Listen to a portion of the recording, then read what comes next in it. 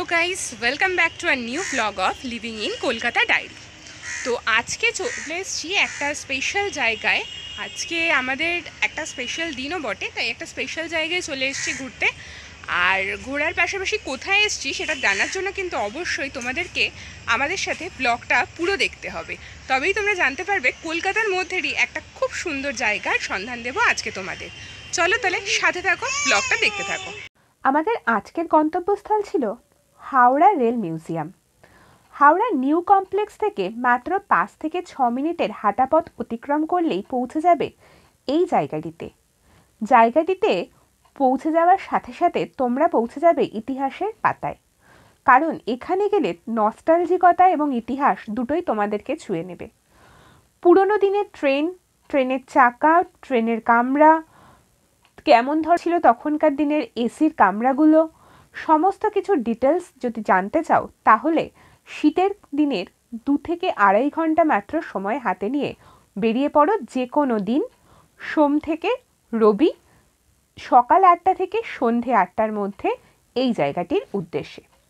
জায়গাটি কিন্তু খুব সুন্দর, অন্তত আমার তো খুবই ভালো লেগেছে। এখানকার এন্ট্রি টিকিট মাত্র 30 টাকা, আর ভেতরে তোমাদের জন্য রয়েছে টয় ট্রেনের ব্যবস্থা, যাতে চেপে তোমরা পুরো এরিয়াটা ঘুরে দেখতে পারো কি কি আছে।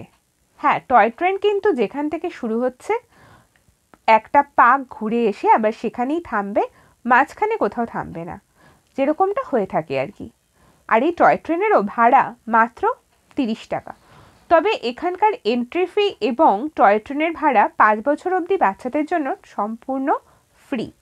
আমরা তাই চলে এসেছিলাম এখানে, এবং এখানে এসে আমরা প্রথমেই টয় ট্রেনে চেপে ঘুরে দেখে নিলাম যে জায়গাটিতে কি কি আছে না আছে, এবং তারপর টয় ট্রেন আমাদের যেখানে থামালো সেখানে ঢুকে দেখলাম একটা বিশাল বড় হল রুম, এবং সেই হলের মধ্যে বিভিন্ন ইতিহাসের পাতা বেয়ে যে কিভাবে তখনকার দিনের রেলযাত্রা আজকের রেলযাত্রায় পরিণত হয়েছে তার সমস্ত ইতিহাস ধরে রাখা হয়েছে। বিভিন্ন রকমের মডেল, ছবি, হ্যান্ড পেন্টিং এবং বিভিন্ন সময় রেলের যা কিছু অ্যাচিভমেন্ট সেগুলোকেও সাজানো রয়েছে বিভিন্ন মেডেল এবং সার্টিফিকেট রূপে সমস্ত কাচের আলমারির মধ্যে। জায়গাটি কিন্তু সত্যি কথা বলতে সত্যি জানার জন্য এবং অজানাকে খুঁজে পাওয়ার জন্য একটা সত্যি অসাধারণ জায়গা। এই যে দেখছো এই জায়গাগুলো হচ্ছে বিভিন্ন রকম মেমেন্টোগুলো সাজিয়ে রাখা, যা রেলের বিভিন্ন কারণে অ্যাচিভ করা। আর পাশেই দেখো ছবির মাধ্যমে কি করে তখনকার দিনে রেলযাত্রা চলতো, কীরকমটা ছিল, এবং তার থেকে আজকের দিনে যে পরিণত হয়েছে তার ইতিহাসগুলোকে ধরে রাখা হয়েছে। এটা হচ্ছে হাওড়া ব্রিজ। এই যে হাওড়া ব্রিজের কাঠামো, যেটা আমাদের অত্যন্ত পরিচিত। এই যে হাওড়ার এই কর্মব্যস্ত জায়গাগুলোকে নিশ্চয়ই বুঝতে পারছো। আমরা কিন্তু ছুটির দিনটা বেশ ভালোভাবে উপভোগ করেছি এই জায়গাটা ঘুরে দেখতে দেখতে। এবারে যেখানটায় চলে এলাম সেখানে রয়েছে বিভিন্ন ধরনের বয়লারের মডেল। বিভিন্ন সময় বিভিন্ন কারণে বিভিন্ন ধরনের বয়লারগুলো চলেছে, কোনোটা স্টিম বয়লার, কোনোটা বা অন্য কিছু। এই যে তার নিচে নিচে লেখা এবং সমস্ত বয়লারগুলোর মডেল এখানে রাখা রয়েছে। কি কারণে, কোথায়, কেন, কবে থেকে কতদিন অবধি এগুলো ব্যবহৃত হয়েছে তারও ইতিহাস কিন্তু পাশে অনেক জায়গাতেই দেখলাম লেখা রয়েছে। যদিও এত কিছু ইতিহাস আমার মাথায় ঢোকেও না, আমি এত কিছু বুঝিও না, আমার বেসিক্যালি জায়গাটাকে দেখতে খুব ভালো লেগেছে, তাই আমি ঘুরে ফিরে জায়গাটা বেশ উপভোগ করলাম। কিন্তু প্রত্যেকটাতে যদি কেউ জানতে চাও তাহলে কিন্তু তাদের জন্য সত্যি এখানে যেরকম ব্যবস্থাপনা রয়েছে তাতে তোমরা জানতে পারবে, ইতিহাসটাকে ছুঁয়ে দেখতে পারবে। আর এখানে শুধুমাত্র এই সমস্ত কিছু নয়, রয়েছে আরও একটা চমক, সেই চমকটা একটু পরে নিয়ে যাচ্ছি। তার আগে দেখো প্রথম যে রেল ইঞ্জিন চলেছিল সেই রেল ইঞ্জিন কতটা বিশাল আকারের ছিল, আর যতটা না রেল ইঞ্জিনটা বড় ছিল তার থেকেও বড় ছিল যে জিনিসটা, সে জিনিসটার কাছে চলো তোমাদেরকে এবার নিয়ে যাই। চলো দেখতে দেখতে আমরা পৌঁছে যাচ্ছি সেই জায়গাটাতে। কি বলো তো, রেল ইঞ্জিনের যে চাকা, তখনকার দিনের এই চাকাগুলো কিন্তু বিশাল বিশাল আকারের হতো। এখনকার দিনের চাকা কিন্তু এর তুলনায় অনেকটাই ছোট। দেখো আমি এর সামনে দাঁড়িয়ে রয়েছি, যেন মনে হচ্ছে প্রায় আমার সমান সমান চাকা। দেখতেই পাচ্ছ তাহলে কতটা বড় হতো। আর এখানে একটা মডেলের আকারে রাখা রয়েছে যারা রেল চালান তাদের যে কী ধরনের পোশাক আশাক থাকে তার মডেল। আর এই যে জায়গাটা, এটা হচ্ছে ফার্স্ট ক্লাস প্যাসেঞ্জারদের টি সিটিং এরিয়া। এই পুরোটাই কিন্তু তোমাদেরকে দেখতে হবে বাইরে থেকে, আর ভেতরে এটা কিন্তু ট্রেনের একটা বগির মধ্যেই সাজানো রয়েছে। এটা হচ্ছে বিশ্রামাগার। তখনকার দিনে যারা ফার্স্ট ক্লাস এসির প্যাসেঞ্জার হতেন তারা এরকম জায়গাতেই বিশ্রাম নিতেন আর এখানে বসে খাওয়া দাওয়া করতেন। কি দেখে মনে হচ্ছে না যেন একটা বাড়িতে চলে এসেছি? হ্যাঁ, ঠিক তাই, আমারও সেরকমটাই মনে হচ্ছিল। আর এটাও হচ্ছে আরও একটা রেল ইঞ্জিন। বিভিন্ন ধরনের বিভিন্ন সময় রেল ইঞ্জিন থেকে বয়লার থেকে আরম্ভ করে বিভিন্ন বগি যা কিছু তখনকার থেকে এখনকার সময়ে বন্ধ হয়ে গেছে বা এখনও হয়তো অল্প স্বল্প ব্যবহৃত হয়, তার সমস্ত কিছুই কিন্তু এখানে রাখার চেষ্টা করেছেন এই মিউজিয়ামের কর্মকর্তারা। এটা ছিল তখনকার দিনের ফার্স্ট ক্লাস এসির কম্পার্টমেন্ট। ভেতরটা তো তোমাদেরকে দেখালাম, এবার বাইরেটা একটু ঘুরিয়ে দেখাচ্ছি। চলো এখানে যাওয়া যাক। এখানে রয়েছে বিভিন্ন ধরনের রেলের মডেল এবং ইঞ্জিনের মডেল, যেগুলো একদম ছোট ছোট আকারে। স্টিম ইঞ্জিনের, এটা তো স্টিম ইঞ্জিন, অবভিয়াসলি তোমরা দেখে বুঝতেই পারছো। স্টিম ইঞ্জিন হয়তো আমাদের মধ্যে অনেকেই কখনো কখনো দেখেছি, বা হয়তো ভিডিও বা কোনো কিছুতে তো অন্তত দেখতেই পেয়েছি। তো এই সমস্ত ইঞ্জিনগুলো সমস্ত কিছু কিন্তু এখানে সাজিয়ে গুছিয়ে রাখা হয়েছে, যাতে এখানে আসলে সবটাই আমরা দেখতে এবং পড়তে পারি।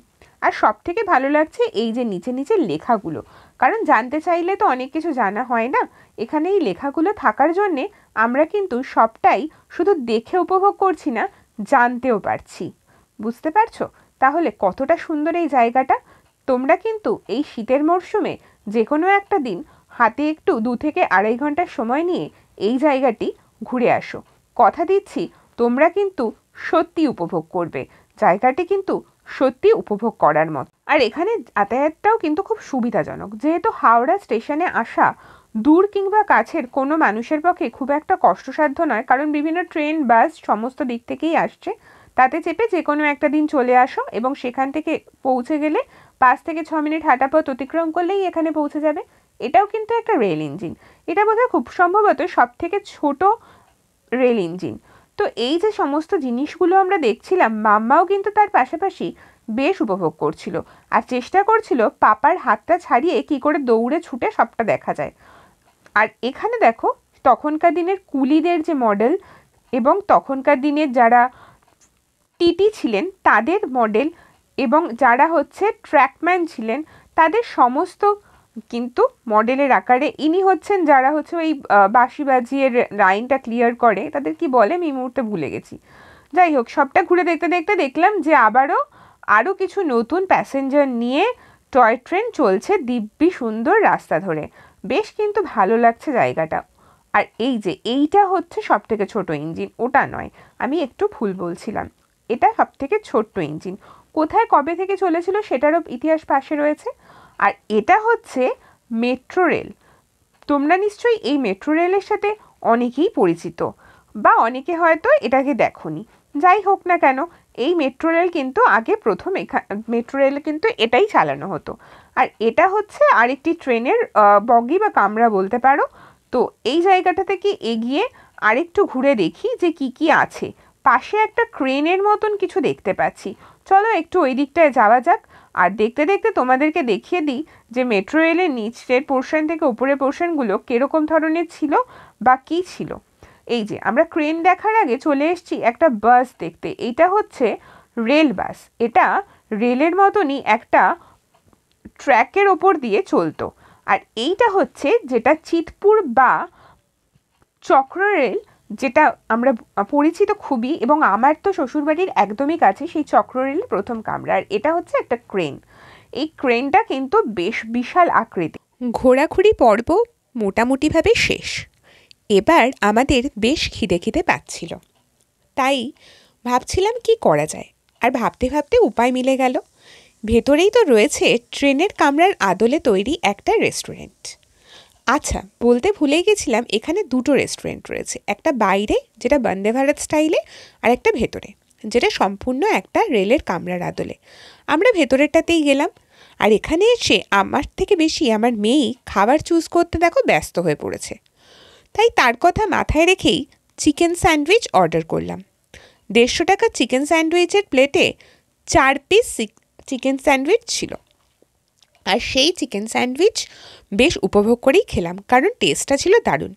আর 30 টাকা করে দুটো চা অর্ডার করলাম। চাটাও কিন্তু সত্যি অসাধারণ ছিল। সমস্ত খাওয়া দাওয়া মিটিয়ে এবার যখন বাইরে এলাম, তখন দেখলাম চারিদিক আলোয় আলো হয়ে গেছে, কারণ অলরেডি সন্ধে হয়ে গেছে। তাই এই জায়গাটার রূপটা কিন্তু অনেকটা বদলে গেছে যেটা আমরা দেখেছিলাম তার থেকে।